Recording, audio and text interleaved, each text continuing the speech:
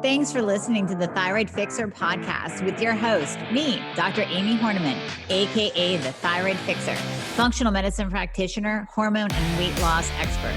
We're talking all things thyroid, hormone, and health related in order to empower, educate, and transform you.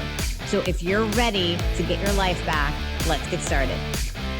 When should you increase or decrease your thyroid medication?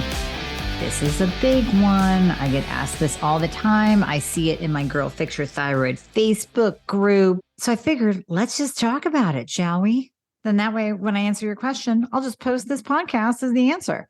Okay. So we are going to enter this conversation assuming that you and I are not working together. Because if we are, we're going to be increasing your thyroid medication per your symptoms. So that's going to be one of my answers. So this is going to be a game changer for you. And you can probably hear the excitement in my voice. The latest introduction, the latest member of the family to the Fixer line is Metabolism Fixer. And this, oh my God, I formulated this just for all my people out there that need to lose weight, that need help in the weight loss department, that can't lose weight no matter what they do, that feel like they have a slow metabolism. And it might be thinking of trying all those peptides out there, you know, the Beverly Hills soccer mom drug of choice for weight loss peptides. Or even if you're on them already and you're like, man, these are really expensive and I'm still not losing weight, add in Metabolism Fixer. Here's what I did. I took the power of T2, which increases your basal metabolic rate while you are sitting there watching Netflix. You're burning fat while you're watching Netflix. I combined it with a very unique patented ingredient called Suppressa. Suppressa has multiple clinical trials backing its efficacy in reducing your appetite, decreasing snacking, and providing way more control over your food intake. It is amazing. We also see improved emotional well-being, just decreased food cravings all around, reduced hunger, and weight management. Add on top of that, we have green tea extract, we have purple forest purple tea extract, both of which affect the metabolism in a very positive way without the jitters of normal fat burning supplements out there from the 1980s and 90s, right? The ones that made you feel like you're having a heart attack. You will not have that in any of my supplements, Thyroid Fixer or Metabolism Fixer. But Metabolism Fixer, ooh, yeah, we kicked it up a notch. It is in powder form, so you can drink it through your day. It's going to flavor your water. We got orange crush and refreshing citrus. I love them both.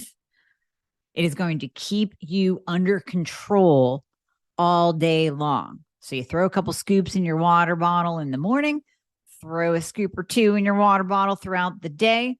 You will have fat burning and appetite control the entire day for what? An eighth of a price of the peptides?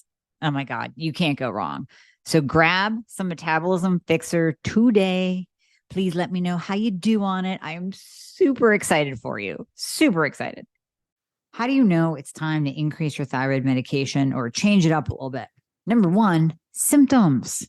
If you are doing all the things, if you truly are implementing a gluten-free lifestyle, if you are eating right for not your blood type, but for your blood work. So there's another book. There's a book that I should write. I'll kick the crap out of that Eat Right for Your Blood Type book, which is a bunch of bunk. And we're going to say eat right for your blood work. So if your insulin is above a 6, if your A1C is above a 5.2, then you are insulin resistant. Then you should be implementing a lower carbohydrate diet. You do not have to do keto, like shoving all the fat in your face that you possibly can, but you should be dropping your carbohydrates. So let's assume that you're doing all the things. And you're lifting heavy and you're taking care of yourself and you're getting good sleep and you're not going to bed at midnight and you're keeping your stress in check as much as possible, then what we have to do is look at your symptoms. So here you are, you're gaining weight, you can't lose, the weight loss slowed to a halt. You're not yet at your goal weight. You're still carrying extra fat deposits around. You're tired all the time. You are still experiencing hair loss, but that can take a little while, even if you are working on getting optimized. and all those symptoms are coming back, that's one indicator, and you're doing all the things. Number two, we can pair those symptoms up with your labs. So now we move to your labs, and again, your doctor must be testing all of the labs. Please do not ask me, post, or even think about, should I raise my thyroid medication and all you have is TSH and free T4? Just don't even ask the question, please.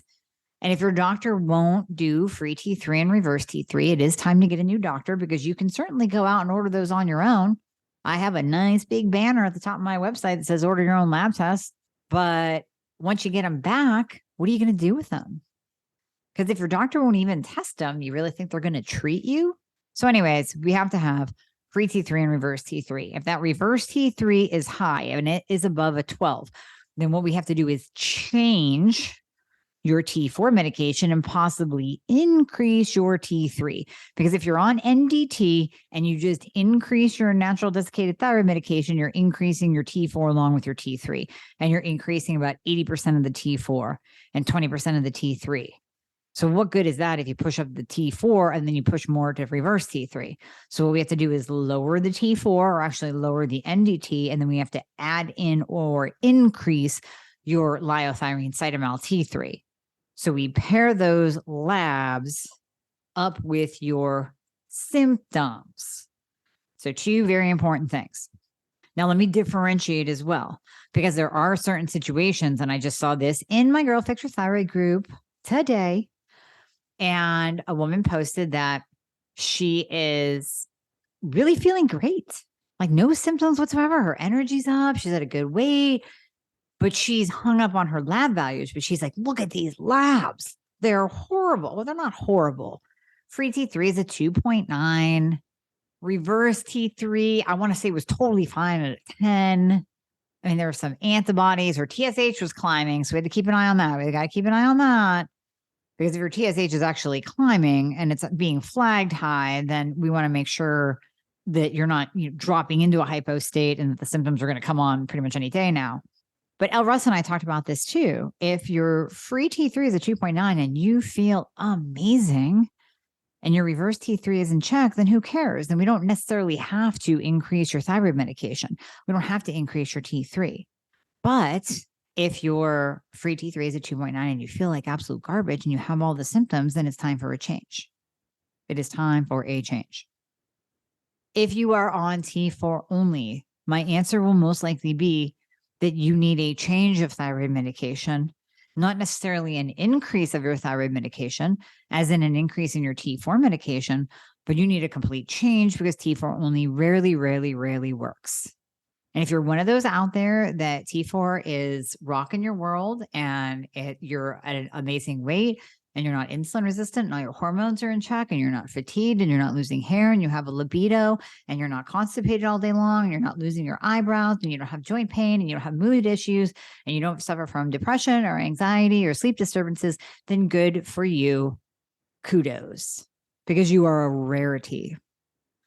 If you're on T4 only, you're probably nodding your head at some of those symptoms that I just said, because T4 only does not work. So that would be time for a change and an addition of T3. So we can change over to NDT, or we can take that massive amount of T4 that you're on, possibly lower it if your reverse T3 is going up, and add in liothyronine cytomel T3. Now, what if you're on NDT? Let me give you that scenario. So you are on natural desiccated thyroid. You're getting a little bit of T4 and T3. You have some of the symptoms, not all. Like in general, you're feeling kind of better. And maybe you felt better, especially at first when you first went on that NDT. And things, you start to see the light. Like, oh my gosh, things are going to change. And then it kind of levels out. And then it levels out and you go, okay, this isn't cool. What's going on? So then we go by your symptoms of you saying, yeah, I felt better and now I don't. Now we look at your labs, because we can't just say, okay, well, you're having symptoms, so let's increase your NDT. No, because what if you're having conversion issues? So then we have to go to your labs. And then we look at your reverse T3. If that reverse T3 is above a 12, we have to drop your NDT.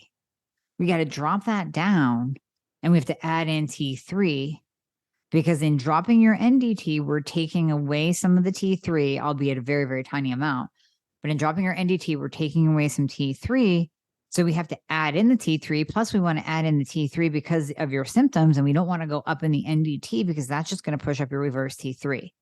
Are you following me so far? Hopefully you are. If you listen to me enough, this is kind of like a refresher course. If you're new to the podcast, hang in there, go back and listen to many of them. Join the Girl Fix Your Thyroid group. I gotcha. You're going to understand this like the back of your hand eventually. I promise.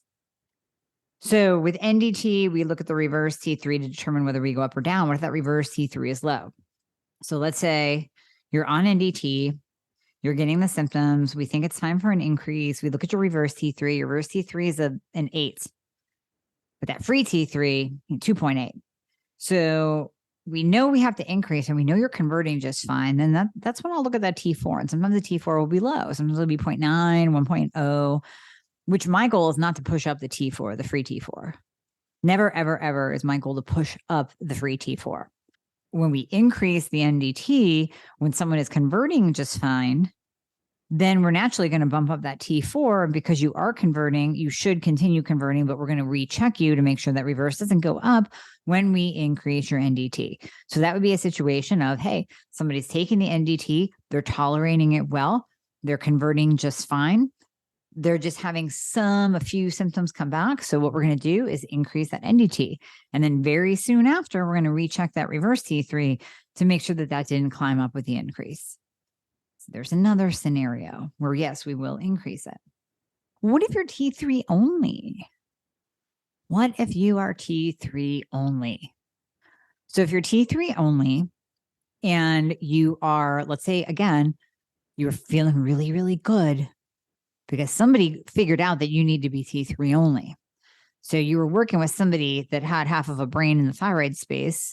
There's very few of us out there, by the way, very, very few. And I'm just calling it like I see it.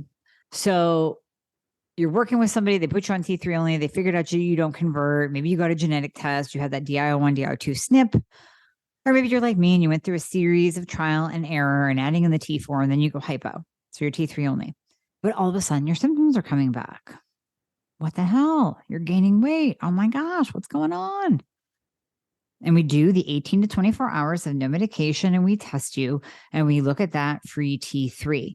Because here's the thing, your reverse T3 is going to be low because there's no T4 to convert, except the T4 that your thyroid gland is possibly still making. But you're not taking T4 to convert to reverse T3. So that's naturally going to be low. Guess what? Your free T4 is going to be in the toilet. I've done a podcast before where I shared my labs. I will definitely have to do another one of those where I show you guys my labs. But I have no free T4 whatsoever because I don't produce it. And because my thyroid gland is basically non-existent. So through Hashimoto's and through my own thyroid medication, I have suppressed the function of my thyroid gland. My thyroid gland no longer produces very much, if at all, T4 and T3. So my reverse is low, my free T4 is low, but my free T3 is, well, for me, it's optimal. It's fine. It's good. I'm fine.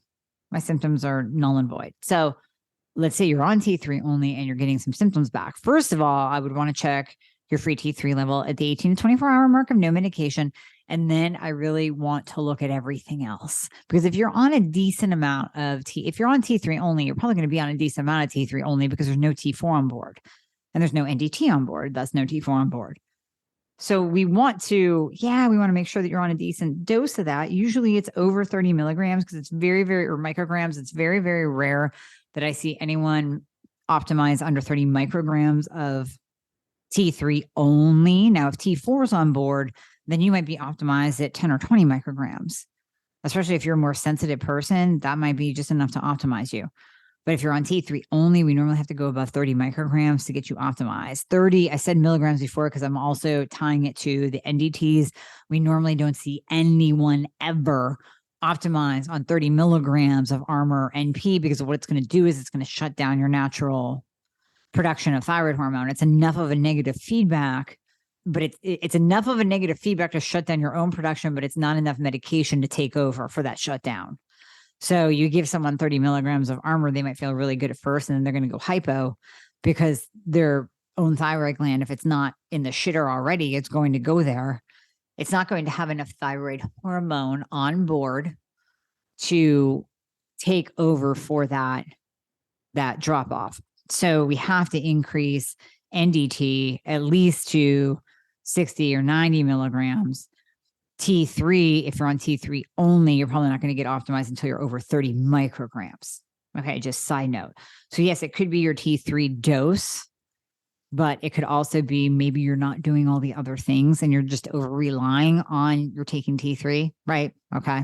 So I'm just going to call it like I see it. Some of you, per my own fault of training you this way, have relied too heavily on thyroid medication, while thyroid hormone replacement is vital. It is vital. It is vital to optimizing your thyroid, and proper thyroid medication, the proper type for you, as well as the proper dose, is vital for you to get optimized. But I also don't want you to just rely on that and think that you don't have to do all the other things to get yourself optimized and reduce your symptoms. So those are the cases where we would see a need for an increase or a change in thyroid medication. Now, what about a decrease? So I've talked a little bit about low-dose naltrexone. When you add in LDN and you reduce your antibodies, there is a possibility that you will need less thyroid medication.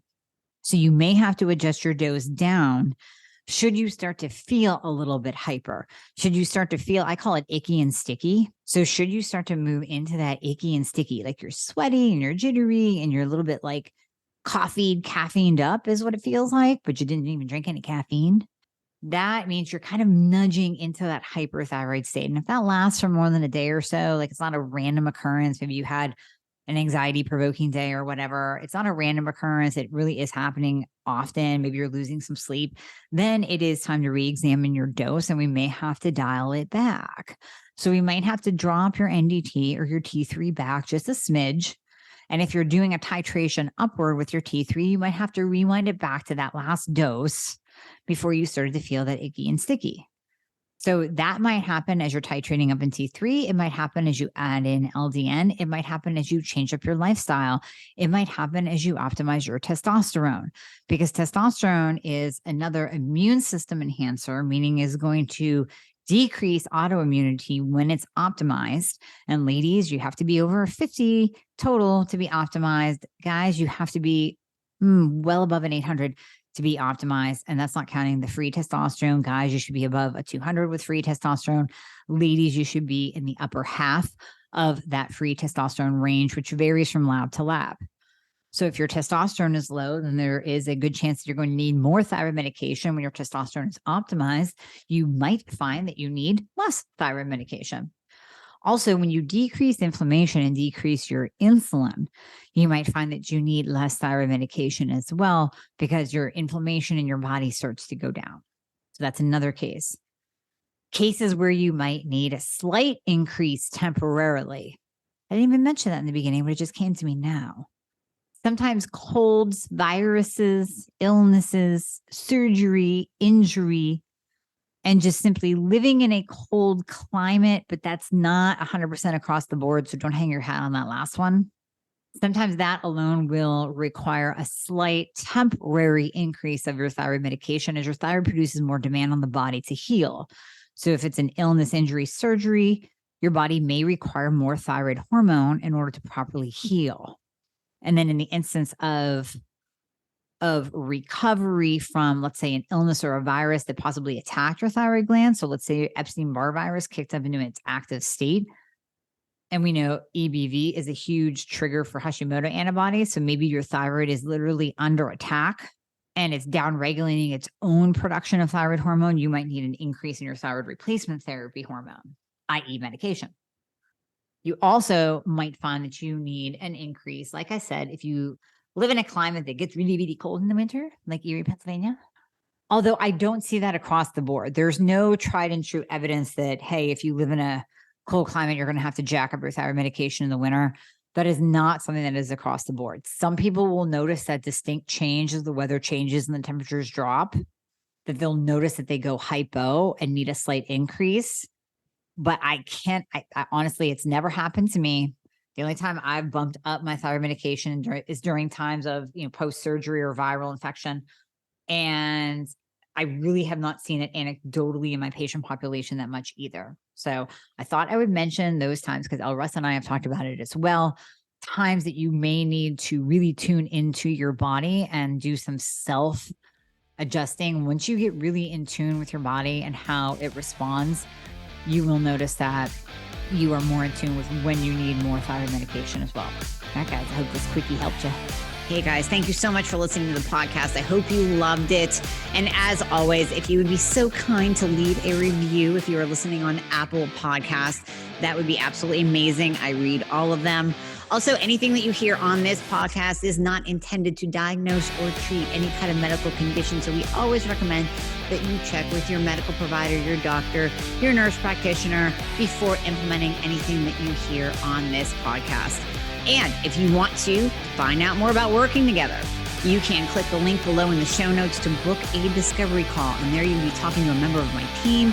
They are an extension of me. They are amazing. And you and I will talk after that once we get you all signed up and you and I get to work together. All right. I hope to see you soon.